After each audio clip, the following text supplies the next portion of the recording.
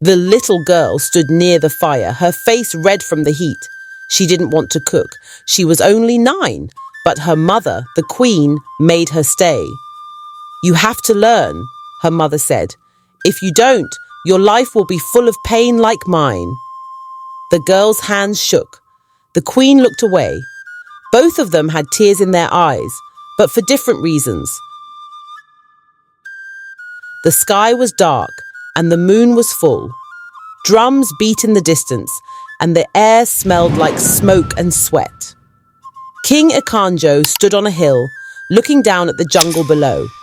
He was a strong man with scars on his chest and a gold ring in his nose. His people feared him. His enemies feared him more. He had just won a war against the Nyere tribe. Their villages burned. Their warriors were gone. But tonight, something else caught the king's eye. She was standing near the trees, a young woman. Her skin was dark and smooth like river stones. Her hair was thick and wild, like the jungle itself. She wore beads around her neck and nothing on her feet. She did not run. She did not cry. She only stood there, watching him. King Ikanjo narrowed his eyes. "Who is that girl?" he asked his war chief. The chief looked, then shrugged. "Maybe a healer's daughter, or just a jungle woman. She means nothing." The king shook his head. "She means something to me." That night, he could not sleep. He had everything: land, power, warriors.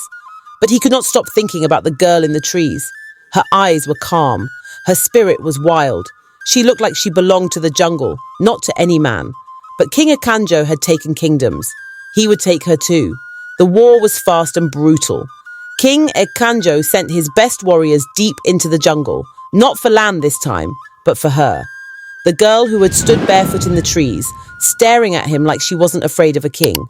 Her tribe tried to hide her, but the king's men found her in a small hut near the river. She didn't scream. She didn't fight. She only looked at them with the same calm eyes. That look made the king want her even more. He brought her to his kingdom in silence. He gave her a crown. He dressed her in gold. The people called her Queen Naya, but she did not smile.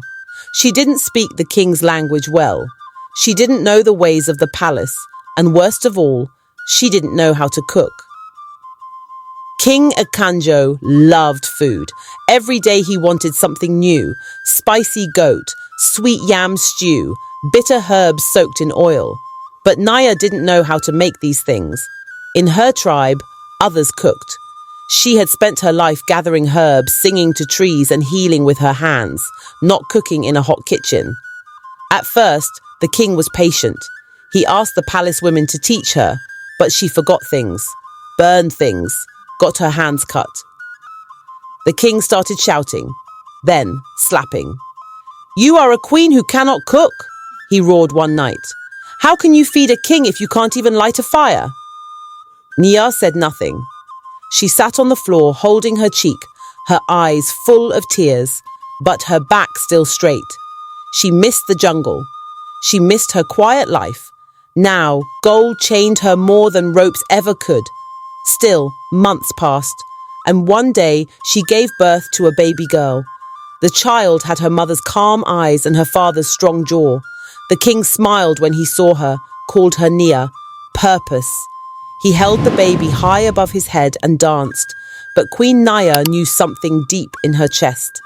This child was born into a burning house, and one day she would feel the same heat. Years passed. The palace stayed full of food, fire, and anger. King Ikanjo grew colder to Queen Nayo. He still ruled with strength, still wore gold on his chest, and walked like a lion. But at home, he shouted more, beat harder, loved less. And their daughter, Nia, saw everything. She watched her mother cry when no one was looking. She watched her father walk past them like they were made of dust. Nia didn't understand why her mother never left, why she stayed quiet, why she looked at her with both love and pain at the same time. At night, Nia would hear the kitchen fires still burning. Her mother would sit there alone, watching the flames, whispering to herself. One day, when Nia turned 9, her mother called her to the kitchen. "Nia," she said softly, "you must start learning how to cook." The little girl blinked. "Why? I don't want to. I want to read stories. I want to play outside." Her mother shook her head. "You are a girl.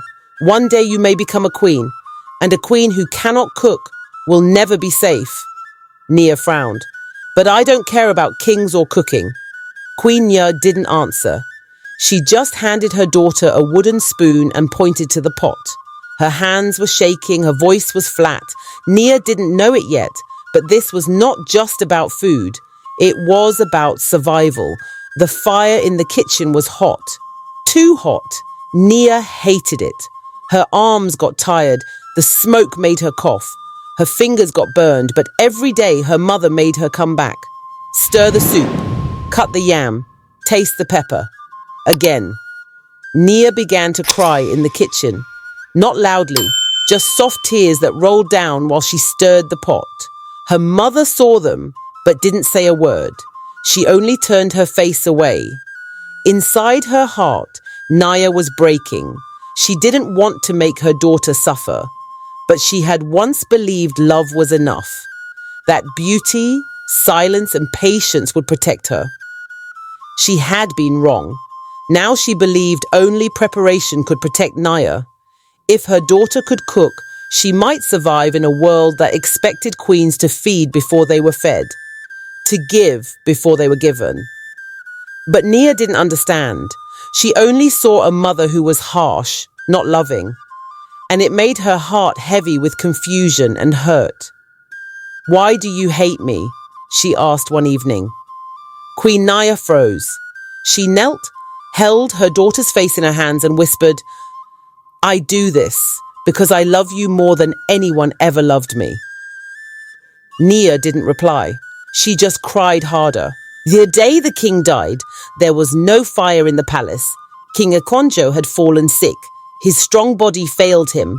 He left behind gold, land, and silence. The people mourned, the drums were played.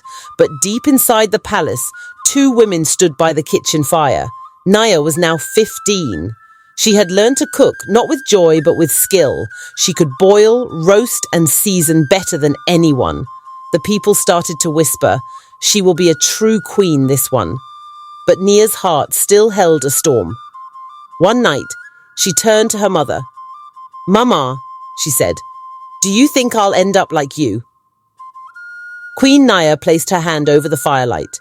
Her skin was wrinkled now, her fingers rough, but her eyes were calm. "No," she said softly, "because you learned how to survive. But more than that, because you're not afraid to ask questions, I was too scared to ask." Nia looked at the flames. "I still hate the fire," she whispered. "I do too," her mother said. "But we walked through it. And we're still standing." And in that moment, for the first time in years, they both smiled. Not because the past was forgotten, but because now they were not standing in it alone.